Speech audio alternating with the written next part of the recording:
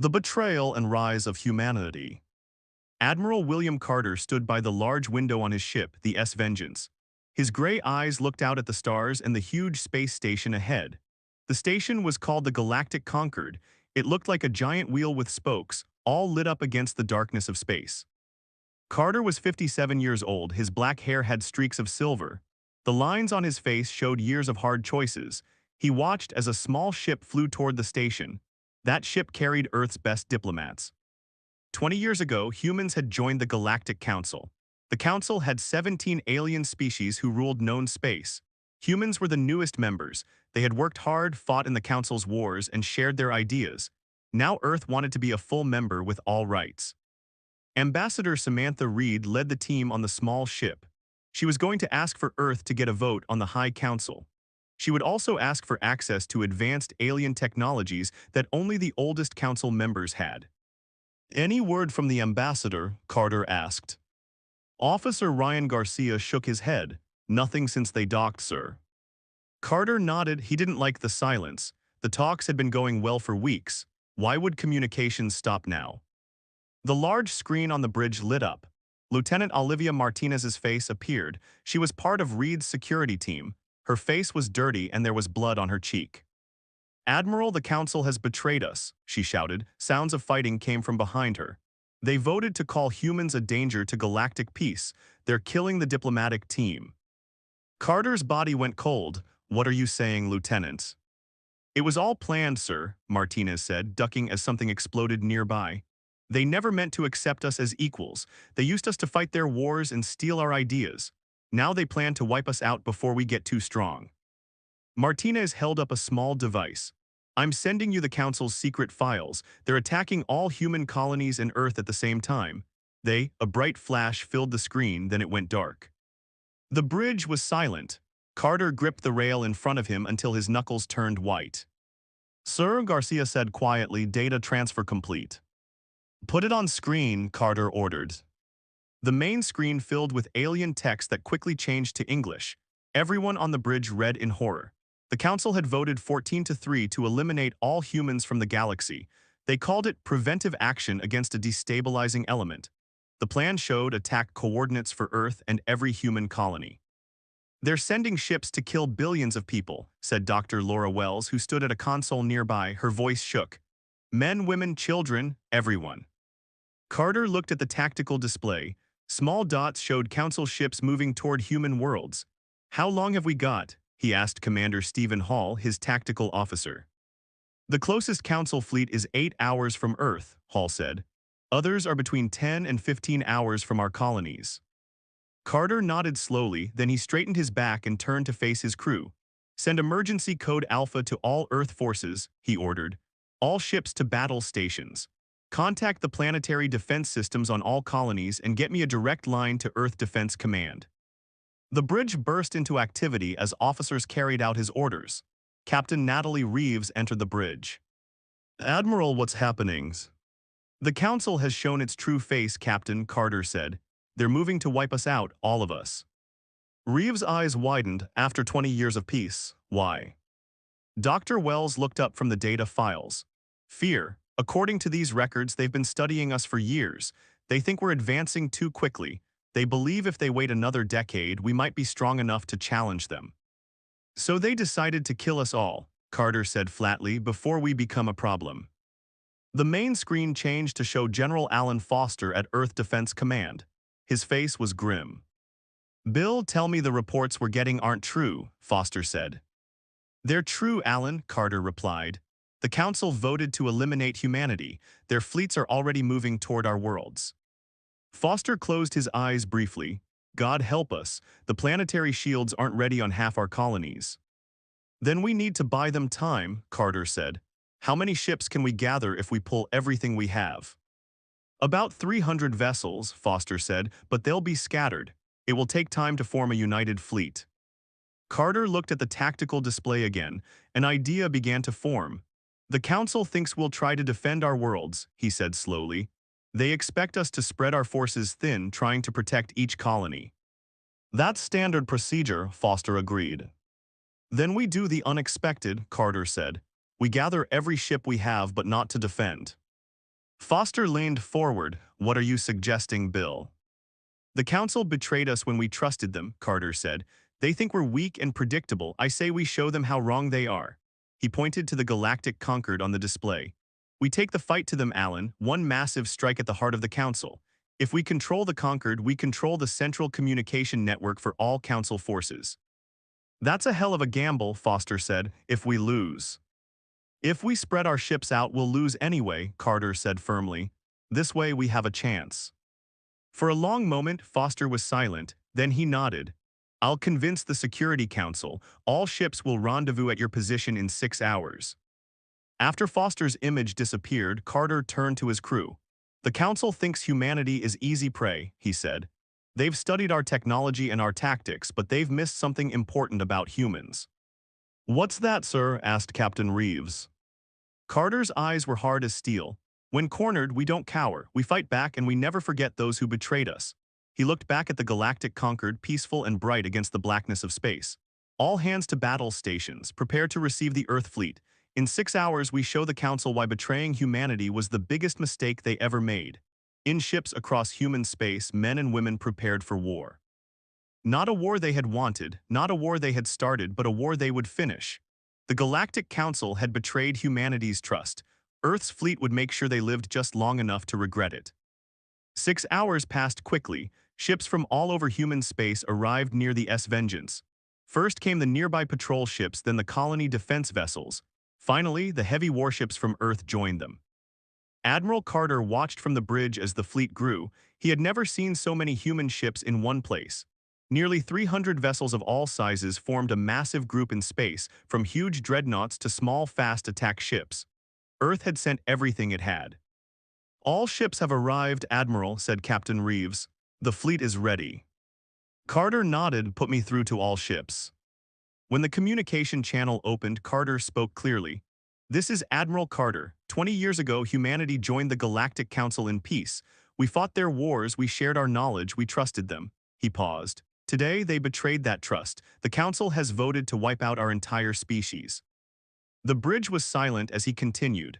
They believe we are weak. They think we will scatter our forces to defend our colonies, making us easy to defeat. His voice grew stronger. We will prove them wrong. Instead of defending, we attack. We will strike at the heart of their power, the Galactic Concord itself. Dr. Laura Wells stood nearby, studying the data taken from the Council. Admiral, she said quietly, I found something interesting in their files. Carter finished his speech and closed the channel. What is it, Doctor? Wells pointed to her screen. The Council races have been studying us for years. They've been collecting human DNA samples and conducting experiments. What kind of experiments? Captain Reeves asked. Genetic research, Wells said. They seem fascinated by human adaptability. According to these records, humans evolve and adapt faster than any species they've encountered. Carter frowned. That's why they fear us, because we adapt quickly. Partly, Wells said, but there's more. Most Council races were guided in their evolution by older species. Humans are one of the few races that evolved naturally. They don't understand us, and that scares them. Commander Hall joined them at the tactical display. The Concord station has activated its defense grid, he reported. Their fleet is forming a protective barrier around it. How many ships? Carter asked. About 500, Hall said, but most are smaller than ours. Their main strength is in their defense platforms, over 100 of them surrounding the station. Carter studied the display. The Council forces outnumbered them, but he had expected that. What about our secret weapons? Hall smiled slightly. Ready, sir. The Council doesn't know about our adaptive shield technology or the quantum disruption torpedoes, and Captain Morgan's stealth ships are in position. Captain Patricia Morgan commanded a special group of Earth ships. They had experimental cloaking technology that made them invisible to standard sensors. While the main Earth fleet had gathered openly, Morgan's ships had slipped behind the Council's defensive line. Time to move, Carter decided. Signal Captain Morgan. Her team strikes first, targeting their command centers. Then we hit them with everything we have. The Earth fleet began to move forward. On the Vengeance, Carter watched as his ships formed into attack groups. The Council had studied human battle tactics for years. They expected humans to use standard approaches. Carter planned to surprise them. Enemy fleet is responding, Hall reported. They're moving to intercept. Any communication attempts? Carter asked. Garcia shook his head. Nothing, sir. They're maintaining communication silence. They don't feel the need to talk to a species they plan to exterminate, Dr. Wells said quietly. The first shots of the battle came from behind the Council lines. Captain Morgan's hidden ship suddenly appeared, firing at the defense platforms. 6 platforms exploded before the Council forces even realized they were under attack. Main fleet advance, Carter ordered. The Earth ships surged forward. Instead of attacking as one group, they split into smaller units that approached from different angles. The Council ships tried to adjust but seemed confused by the unexpected tactics. They're trying to predict our movements, Hall said, watching the enemy ships shift positions. Their battle computers are failing because we're not using standard patterns. The Council ships fired their weapons. Beams of energy and glowing projectiles flew toward the human fleet. On many Earth ships, the new adaptive shields activated. Instead of just blocking the energy, they bent it around the ships or reflected it back. First wave of torpedoes fire, Carter ordered. From the larger Earth ships, special torpedoes launched toward the Council fleet. These weapons used quantum technology to partially phase through normal space. They passed right through the Council's shields and exploded against their hulls. Direct hits on 20 enemy vessels, Hall reported with satisfaction. They're breaking formation. On his private channel, Carter received a message from Captain Morgan. Admiral, my team has disabled their main communication hub. The Council ships can't coordinate their defense anymore. Good work, Captain, Carter replied. Begin Phase 2. Morgan's stealth ships now targeted the engines of the larger Council vessels, leaving them drifting and unable to maneuver. Meanwhile, the main Earth fleet pressed its attack. Several Council ships broke away from the battle, fleeing toward the jump points that would take them to safety. Others fought desperately, but without central coordination, they couldn't match the Earth fleet's disciplined assault. Sir, Garcia called out, we're receiving a transmission from the conquered station. It's the Council itself. Put it through, Carter said. The main screen showed an alien with blue skin and large eyes. It was a Zulhid, one of the oldest Council races. This is High Counselor Zara, the alien said. Cease your attack immediately. There has been a misunderstanding. Carter's face showed no emotion. There is no misunderstanding, Counselor. We have your files, we know about the vote, we know you plan to destroy our species. Today we can negotiate, Zara insisted. We will reconsider Earth's status. You had 20 years to treat us as equals, Carter replied. Instead, you plotted our extinction. Now you will face the consequences. He cut the transmission and turned to his officers. They're stalling for time. Their reinforcements must be on the way. What are your orders, sir? Reeves asked. Carter looked at the tactical display. The Earth fleet had punched through the Council's defenses. The path to the station was open. All ships continue the attack, he ordered. Target the station's main docking bays and power centers. We're taking the conquered. The Earth fleet moved forward as one, leaving the broken Council ships behind them. Ahead lay the Galactic Conquered, the heart of the government that had betrayed humanity, and Earth's vengeance was just beginning. The Earth fleet moved toward the Galactic Conquered station. The massive space structure grew larger in the view screens. Its outer ring had many docking bays and long spokes connected to a central hub. That central hub housed the Council chambers where the vote to destroy humanity had taken place. All ships target your assigned sectors, Admiral Carter ordered. Remember, we want to capture the station, not destroy it. The S-Vengeance led the attack. Behind it came 3 other large battleships. Smaller, faster ships flew alongside them, drawing fire from the station's defense weapons. Inside the station, panic spread. Many aliens who worked there had never expected to see war. The Council had told everyone that humans were weak and would be easily defeated. Now Earth's fleet was at their doorstep after smashing through their defenses. Sir, we're receiving multiple surrender signals from the station, said Ryan Garcia from his communication console. Ignore them, Carter replied. The Council members are the only ones I want to hear from. Dr. Wells stood nearby, still studying the Council's secret files. Her eyes widened.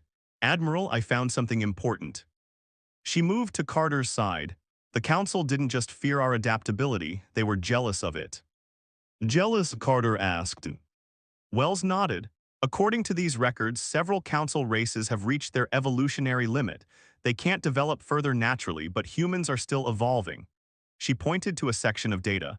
They've been secretly taking human DNA for years, trying to incorporate our genetic traits into their own species. Human experimentation, Carter said, his voice cold. Another crime to add to their list. The ship shook as a defensive blast hit their shields. Commander Hall called out from tactical, minor damage to decks 4 and 5, shields holding at 80%. Carter turned back to the battle. Captain Reeves, take your strike team and prepare for boarding. I want control of the main systems. Yes, Admiral, Reeves replied. She left the bridge to join the soldiers who would capture the station.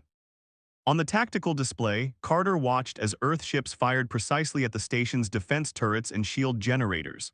One by one, the station's defenses failed. Meanwhile, Captain Morgan's stealth ships had already attached to the underside of the station, out of sight from the main defenses. Morgan's team has breached the lower levels, Hall reported. They're moving toward the station's power core.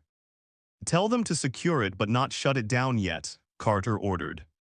Dr. Wells looked troubled. Admiral, these files show that 3 council races opposed the vote to destroy humanity: the Araxians, the Namore, and the Cassellans. Too little, too late, Carter said. They still let it happen. The bridge doors opened, and a young officer rushed in. Admiral, we've decoded more of the Council's battle plans, she said, handing him a data pad. They have reinforcements coming from 6 different systems. Carter studied the information. Earliest arrivals in 2 hours. We need to have control of the station by then. He looked up. Send this to all ship commanders. We need to hurry. The Vengeance moved closer to the station. Now they could see damage to the outer sections where the fighting was heaviest. Several docking bays were on fire, with air and debris venting into space. Sir, Captain Morgan reports the power core is secure, Hall said, and Captain Reeves has landed her team at docking bay 12. Tell Reeves to move to the council chambers, Carter ordered. I want those council members in custody. Garcia turned from his console. Admiral, we're being hailed again. It's from a different council member this time. The main screen showed a tall, thin alien with reddish skin. I am Councillor Drell of the Araxians, it said. Please cease your attack. My people voted against the extinction plan. Yet you did nothing to warn us, Carter replied. You allowed preparations for genocide to continue. We were outvoted, Drell said. The others threatened us with isolation if we interfered. But I can help you now. I can give you control codes for the station systems. Carter considered this. Send the codes.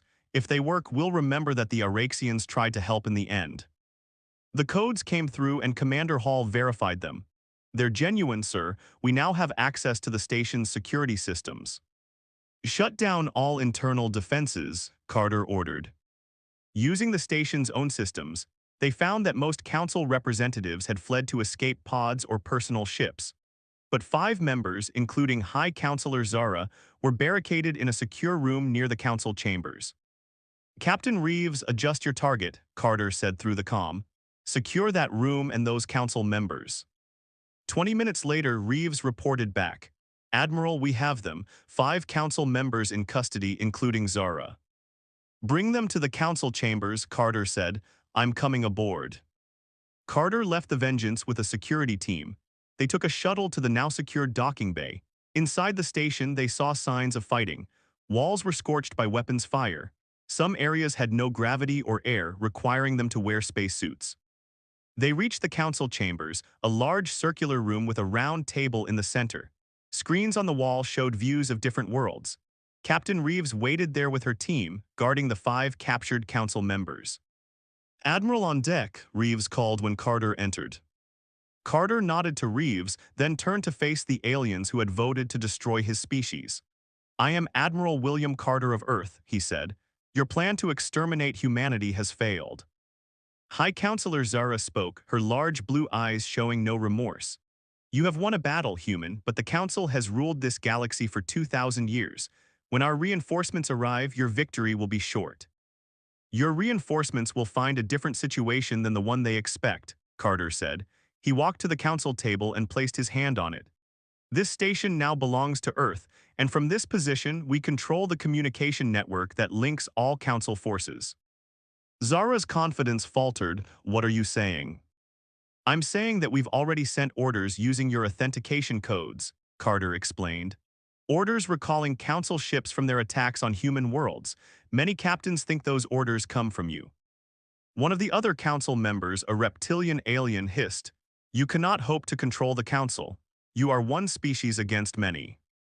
Perhaps, Carter said, but we're a species you should not have betrayed. He turned to Reeves. Take them to the holding cells. We have work to do before the reinforcements arrive. As the guards led the council members away, Dr. Wells entered the chamber. Admiral, I found the complete database of the council's experiments on humans. It's worse than we thought. Carter's face hardened. Download everything. When this is over, they'll answer for every crime they've committed against humanity. He walked to the large window that showed the space battle outside. Earth ships now surrounded the station protectively. The broken remains of the Council fleet drifted nearby. Send a message to Earth, Carter told Garcia, who had joined them. The Conquered has fallen. Humanity now controls the center of galactic government. The first phase of humanity's response to betrayal was complete, but the real challenge was just beginning. 2 hours passed. Earth forces worked quickly to secure the Galactic Conquered station. They set up defense positions at all docking bays. They took control of the weapon systems. Captain Morgan's team made sure the power core was well protected. Admiral Carter stood in what had been the Council's private meeting room. Now it was his command center. Screens around him showed the status of Earth's fleet and the station itself. Reinforcement fleet detected, Commander Hall announced.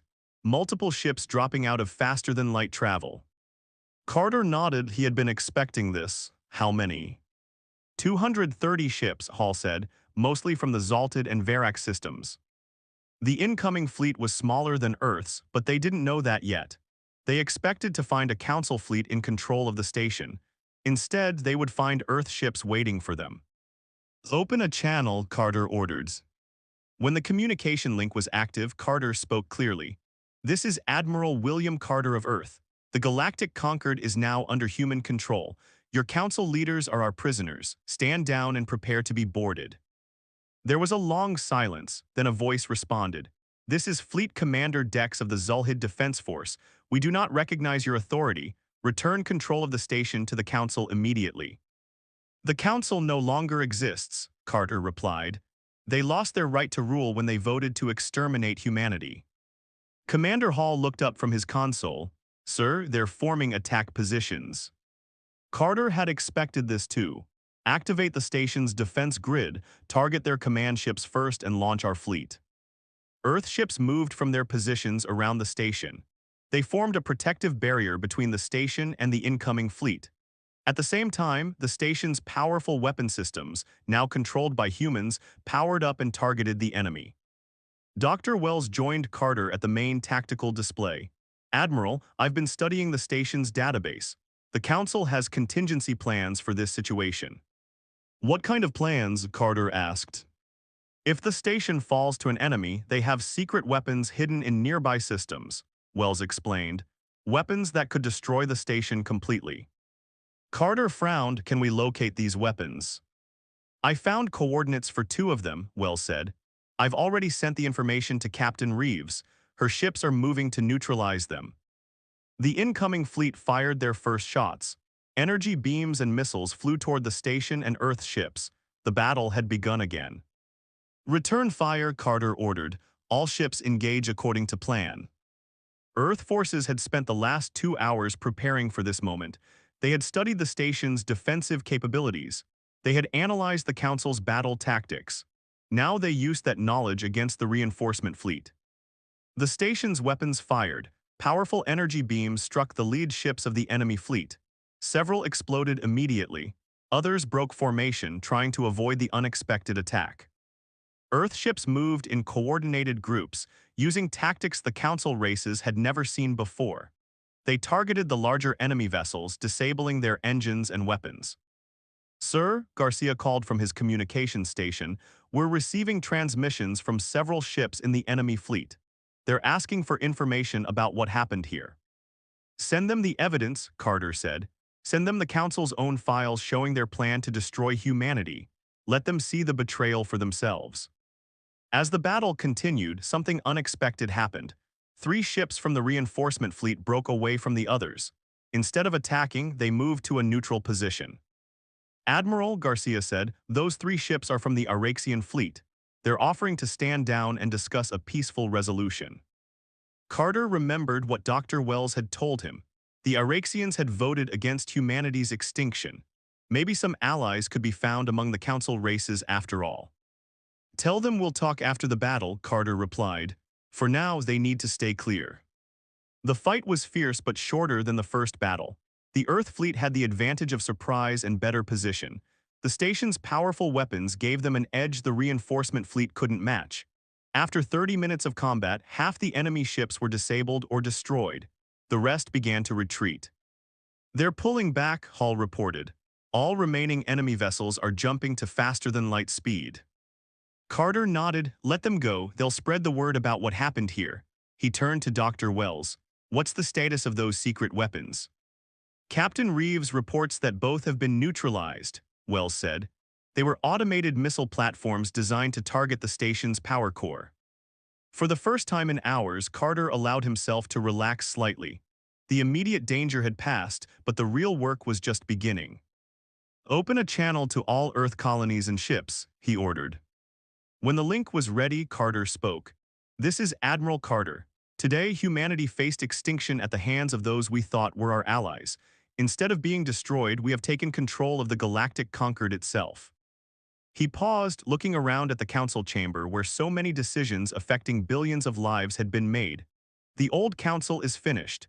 Their betrayal has cost them the right to govern, but we will not repeat their mistakes. We will not seek revenge against entire species for the actions of their leaders. Carter had been thinking about this moment since he first learned of the Council's betrayal. Humanity could choose to become what they had fought against, conquerors who ruled by fear, or they could create something better. Today we begin building a new system of galactic governance, one based on respect, equality, and the right of all species to exist without fear. Those who join us will be welcomed as partners.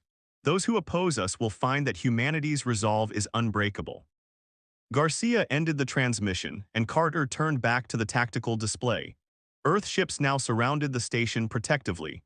The broken remains of two Council fleets drifted nearby. General Foster's image appeared on the main screen. Quite a speech, Bill, he said. Earth's government has been meeting non-stop since your first report. They're ready to send diplomats to help establish this new order you're talking about. Carter nodded. We'll need them and representatives from the colonies too. What about the council members you captured? Foster asked. They'll stand trial for their crimes, Carter said firmly, but not for revenge for justice. The first phase of humanity's response to betrayal was complete. Now the harder work began, building something better from the ashes of what the council had destroyed. 1 month passed since Earth forces took control of the Galactic Concord. The station had been renamed Unity to mark the beginning of a new era. The signs of battle had been repaired. The council symbols had been replaced with a new emblem showing Earth and stars. Admiral Carter stood in the observation room looking out at space. Ships from many worlds now docked at the station. Some were Earth vessels. Others belonged to alien races who had decided to work with the new human-led government. Captain Reeves entered the room. Admiral, the representatives have arrived for the first meeting. Carter nodded. Are all the invited species here? Most of them, Reeves replied. 32 different races have sent delegates. That's more than the old council ever had. They walked together to the large chamber that had once been the council meeting room. It had been redesigned with a circular arrangement of seats, all at the same level. The old council had placed its founding members on higher platforms than newer species, showing their unequal status. The new design showed that all species would have equal voices. As they entered, Carter saw the room filled with aliens of many shapes, sizes, and colors. Some were familiar from Earth's dealings with the council. Others came from beyond council space, species that had avoided contact with the old government. The Araxians were there, their reddish skin and tall bodies easy to spot. Their actions during the battle had earned them a place as early allies. The Nomore and Castellans had also joined, having opposed humanity's extinction. Several former council races had sent representatives too, accepting restrictions on their power as they proved they could be trusted. Dr. Wells approached Carter. Admiral, the final reports on the Council's human experimentation are ready. Thank you, Doctor, Carter said quietly. Make sure every delegation receives a copy. They should know what the old Council was willing to do. The 5 captured Council members had been tried for crimes against humanity. The evidence from their own files had been overwhelming. High Counselor Zara and 2 others had been found guilty of planning genocide. They would spend the rest of their lives in a secure facility on a distant moon. The other 2 Council members had received shorter sentences, as evidence showed they had argued for less extreme measures. General Foster arrived now, representing Earth's government. Quite a crowd, Bill, he said, looking around the room. Never thought I'd see the day when humans would lead a galactic alliance. We're not lighting it, Carter corrected him. We're founding it, there's a difference. He had been clear from the beginning that the new organization would not simply replace one set of rulers with another. Equal partnership is the only way this works. Some of Earth's politicians don't see it that way, Foster admitted. They think we should use our position to get special advantages. That kind of thinking is what led the old Council to betray us, Carter said firmly. We won't repeat their mistakes. A chime sounded, signaling the start of the meeting. Carter moved to the central podium. The room grew quiet as he prepared to speak. Representatives of free worlds, he began. 1 month ago, the organization that called itself the Galactic Council betrayed the trust placed in it. They planned to destroy an entire species, humanity, simply because they feared what we might become. He looked around the room, meeting the eyes of aliens with many different kinds of faces. Their plan failed, but in its failure we found an opportunity to build something better. Not a council that rules through fear and inequality, but a union based on mutual respect and cooperation. Carter gestured to the data files that had been distributed. These files show what the old council was willing to do to maintain their power. They experimented on humans without consent. They restricted technology to keep newer species dependent. They planned genocide when their other methods failed. Many of the aliens looked disturbed as they reviewed the evidence. Even species that had been part of the council seemed shocked by the extent of their leaders' crimes. We could have responded with the same kind of fear and cruelty, Carter continued. We could have taken revenge against all council worlds. Instead, we choose a different path. He activated a large display in the center of the room. It showed the text of a new charter, the founding document for what would be called the Galactic Union. This charter establishes a new relationship between our worlds, Carter explained. One where no species can threaten another's existence, where technology and knowledge are shared equally, where disputes are resolved through discussion and compromise, not force. The charter established a rotating leadership so no single species would dominate. It created a system where any 3-member worlds could call for review of decisions they felt were unfair. It guaranteed the right of all sentient beings to live without fear of extinction. The old council believed that different species could not live as equals, Carter said. They saw the universe as a competition where only the strongest deserve to survive. We reject that view. We believe the greatest strength comes from cooperation, not domination.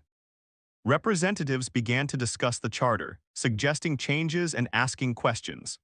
The meeting would last for days as they worked through the details, but the foundation was being laid for something that had never existed before, a true partnership of different worlds.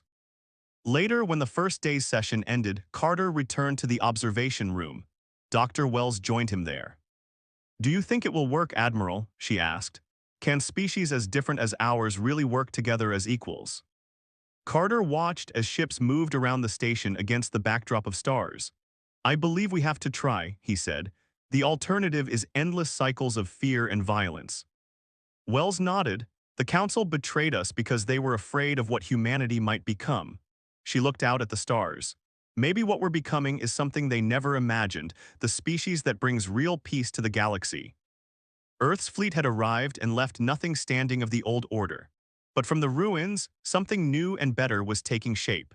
The betrayal that was meant to end humanity had instead created an opportunity for a new beginning, not just for Earth, but for all worlds willing to join them. The stars looked different now, not as distant, not as strange. The universe had changed and humanity had changed with it.